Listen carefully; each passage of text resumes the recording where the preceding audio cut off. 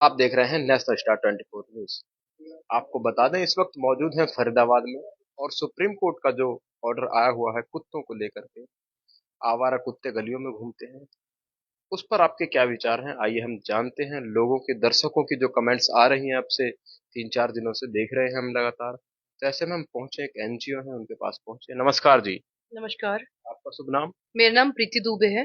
प्रीति दुबे जी, आपका बहुत बहुत स्वागत है। Thank you so much. और जैसा कि अभी सुप्रीम कोर्ट का ऑर्डर आया हुआ है तो उसको लेकर के क्या कुछ आपके मन में विचार है? देखिए, जो सुप्रीम कोर्ट का आदेश है वो भी फाइनल अभी नहीं हुआ है, वो भी आएगा। और हम इस चीज से सहमत नहीं है, क्योंकि जितना मुझे पता है, पूरे फरीदाबाद में, दिल्ली में कोई भी शेल्टर होम गवर्नमेंट द्वारा बनाए हुए नहीं है। ABC centre animal birth control unit भी पूरे फरीदाबाद में एक ही है, और फरीदाबाद क्षेत्र काफी बड़ा है। मुझे लगता है नगर निगम फेल हो रही है कहीं ना कहीं, क्योंकि नगर निगम ये भी नहीं देख रही है कि इतना बड़ा फरीदाबाद क्षेत्र है, उसमें आपने एक ही एनजीओ को काम करने का निर्णय दे रखा है। और जितने एनजीओ काम कर रहे हैं बेसिकली फरीदाबाद में, सपोर्ट करना पड़ेगा नगर निगम को। अगर उनके पास सुविधाएं नहीं है काम करने के लिए, एनिमल बर्थ कंट्रोल चलाने के लिए, वैक्सीनेशन करने के लिए, तो उन्हें एनजीओ को सपोर्ट करना पड़ेगा। एनजीओ बिल्कुल आगे आएगा उन्हें सहयोग करने के लिए। लेकिन अगर अभी देखा जाए तो सैकड़ों गाय रोड पर आवारा घूमती हैं। उस उनके टाइम लिए तो जो गौशाला की जमीन है, गोचर भूमि भी नगर निगम द्वारा नहीं दी जा रही ग्रामीणों को। देखिए, पहले जो सरपंच लैंड होती थी ना, जिसमें जब गाय बूढ़ी होती थी, हम उसे सरपंच की जो गौशाला थी उसमें भेज दिया करते थे। सरपंच को आगे से डोनेशन आता था नगर निगम द्वारा। अब जितनी सरपंच कई गौशालाएं चल रही हैं वो भी फेल हो चुकी है कहीं ना कहीं, क्योंकि आगे से फंड सरपंच तक पहुंचता ही नहीं है। तो आप देखिए, कितने साल पहले ये भी बोला गया था, लास्ट ईयर की बात है, कितनी बार बोला गया, जितनी भी आवारा गायें घूम रही हैं बेचारी, ये पशु हैं हमारे, उसमें ही फेल हो चुका है, तो ये डॉग्स के लिए क्या करेगा बेसिकली। जिस तरीके से कोविड बढ़ा था, कोविड में वैक्सीनेशन को ज्यादा बढ़ा दिया गया था, उसे कंट्रोल कर लिया गया था। बिल्कुल। तो स्ट्रे डॉग्स के लिए भी वैक्सीनेशन क्यों नहीं अवेलेबल है? क्यों सरकारी अस्पताल जितने भी चल रहे हैं फरीदाबाद में, वहां स्ट्रे वैक्सीनेशन, ये जो रेबीज की है, क्यों अवेलेबल नहीं है? बिल्कुल, ये सोचने का विषय है और कहीं ना कहीं एक गंभीर मुद्दा है। आज लोगों की जो प्रतिक्रियाएं, जब से सुप्रीम कोर्ट ने इस बात को संज्ञान में लिया है तो लोगों की अलग अलग प्रतिक्रियाएं आ रही है। वहीं लोग कह रहे हैं कि भाई, गायों के लिए तो नगर निगम कर्मचारी हैं नहीं, तो कुत्तों के लिए कहाँ से करेंगे? बात करते हैं गौशाला में पहुंचाते नहीं ये चारा। काफी जगह इन्होंने एनिमल्स के लिए भी खोले हुए हैं, लेकिन देखा जाए तो अभी ऐसी कोई सुविधा है नहीं। अगर ये कुत्तों के लिए भी इस तरीके का अगर सोच रहे हैं कि भाई शेल्टर होम खोल दिए जाएंगे, अब आप देखिए तो ये कितने कैसे ज्यादा। कर पाएंगे इतनी अब आप सुविधा? देखिए, कैसे इतने कर्मचारी अभी है नहीं, लेकिन फिर भी इतना बड़ा फैसला? बेसिकली देखिए, आप रोड्स पे रोज एक्सीडेंट्स भी हो रहे हैं। ठीक है, रोड पे फिर भी एक्सीडेंट्स हो रहे हैं, तो फिर भी व्हीकल कोई बैन नहीं हुई ना, व्हीकल्स तो चल रही हैं आज भी। और शराब, जैसे आप, लिक्विड एक हमारे लिए हानिकारक चीज है, लिक्विड भी बिक रही है ना। पर लेकिन जो हमारे जो एनिमल्स है, जरूरी नहीं है कि डॉग से रेबीज और भी मैमल से फैलता है रेबीज। तो हर उस जानवर को क्या खत्म कर देंगे हम? तो उसको जानवर अपने लिए खुद नहीं सोच सकता, एनिमल्स के पास खुद कोई वो व्यवस्था नहीं है सोचने के लिए। उनके लिए हम सोच सकते हैं, बिकॉज हमें भगवान ने दिमाग दी और व्यवस्थाएं दी हैं। तो हमें ही समझना पड़ेगा कि उनको ज्यादा से ज्यादा स्टरलाइज और वैक्सीनेशन करे, ताकि ह्यूमन बींग्स भी खुश रहें, और डॉग से भी जो बीमारी रेबीज होती है, काटने की वजह से होता है रेबीज, नॉर्मल ऐसे छुआछूत से नहीं होता है, तो उससे बचे रहेंगे। बिल्कुल, अक्सर देखा जाता है जब कुत्ते काट खाते हैं तो बीमारी रेबीज की होती है, वो भी किसी किसी में ही पाई जाती है पाया जाता अक्सर। है रेबीज के वो साथ भी कोई रेबीज कोई पॉजिटिव है। 3-4% ही कुत्तों में ही पाई जाती है हालांकि। और अगर देखा जाए तो उस चीज का जब इलाज नहीं कर सकते, अभी जैसा कि आपने एग्जाम्पल भी बताया कि वैक्सीनेशन चला दी थी कोरोना के टाइम में, तो उनके लिए वैक्सीन चला देनी चाहिए। इससे बेटर तो मुझे नहीं लगता कि कुछ और भी हो सकता है।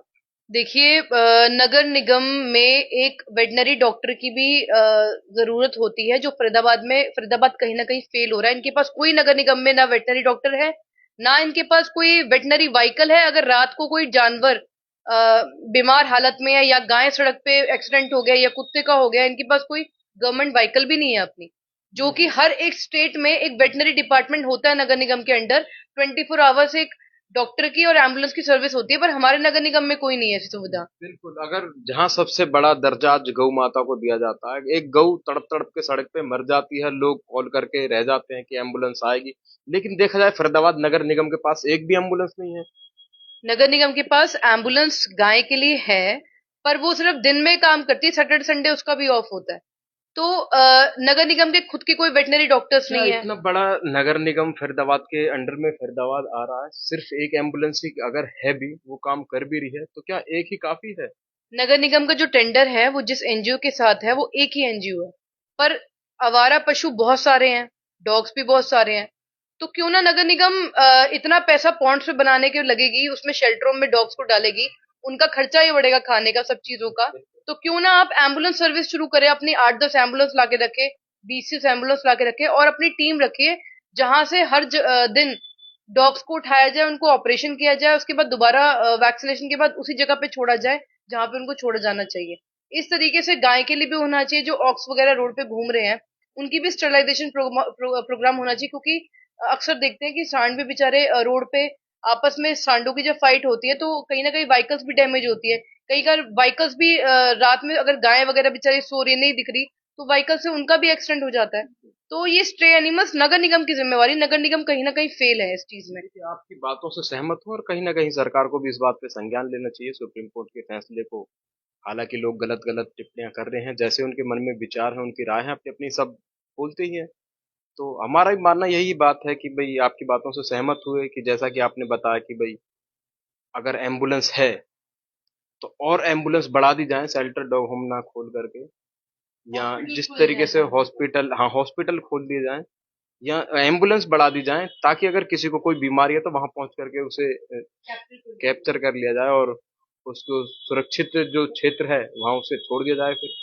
आप देखिए जब नगर निगम उसमें ही फेल हो रही है, अगर वी कॉल एन एम्बुलेंस की नगर निगम को अगर हम सूचना दें यहाँ पे एक डॉग है, हमें रेबीज लग रहा है क्योंकि उसके लक्षण ऐसे आ रहे हैं, या डॉग लोगों को काटता चला जा रहा है, तो उनके पास कोई टीम ही नहीं है पकड़ने के लिए। अगर हम बात करें रेबीज के लक्षणों की, तो कैसे, अगर आम जनता अगर देख रही है खबर को, तो कई बार मन में ख्याल आते हैं कि हमें पता कैसे चलेगा कि इस कुत्ते ने काट खाया तो रेबीज की। देखिए अगर आपकी गली में डॉग्स है ना, गली में मेरे ख्याल से 4 या 5 डॉग्स होते हैं, बिल्कुल। अगर नगर निगम फेल हो रही है तो आप 100 रुपए का रेबीज का वैक्सीनेशन आता है, आप किसी भी वेटनरी डिपार्टमेंट में या किसी एनजीओ को बुलवा के रेबीज वैक्सीनेशन अपनी गली में करा लीजिए। साल का एक 100 रुपया होता है रेबीज वैक्सीनेशन का, और बड़ा इतना कोई महंगा इंजेक्शन नहीं है, वो करवा लीजिए। और गली में आपस में आरडब्ल्यू जो होती है, रेजिडेंट वेलफेयर एसोसिएशन, वो कुछ फंड्स इकट्ठा करे लोगों से, कुछ कुछ फंड्स इकट्ठा करके डॉग्स की नसबंदी कराई जाए, ताकि उनकी जनरेशन आगे बढ़े भी ना, और वो दूसरे आवारा डॉग्स को उनकी गली में आने भी ना दे। इससे क्या होगा कि एक जो डॉग होता है ना वो ह्यूमन बीइंग का बेस्ट फ्रेंड माना जाए, वो वाइल्ड लाइफ एनिमल नहीं है कि आप उसको उठा के जंगल में छोड़ दो या उसे कहीं ऐसी जगह डाल दो, क्योंकि डॉग्स की वजह मंकीज भी नहीं आ रहे हैं। डॉग्स अपनी टेरिटरी को चूहों से भी प्रोटेक्ट कर रहा है, मंकी से भी प्रोटेक्ट कर रहा है, चोरों के लिए भी रात को जग रहा है कि चोर पकड़ेगा। तो इकोसिस्टम को, इकोलॉजिकल बैलेंस जो है वो बनाए रखे, इकोसिस्टम को ना बिगाड़े। जो जानवर जहां पे है, स्ट्रे एनिमल्स जो है, डॉग्स जो है, वो अपनी टेरिटरी में रहने के लिए बने हैं, किसी दो दीवारी में रहने के लिए नहीं बने हैं, उनको भी आजादी पसंद है। और मैं एट लास्ट ये बोलना चाहती हूँ, we have to share the planet. जो धरती है, सृष्टि है, उस पर जो जो यूनि में जो जानवर आया है, हम सबको इकट्ठे रहना पड़ेगा।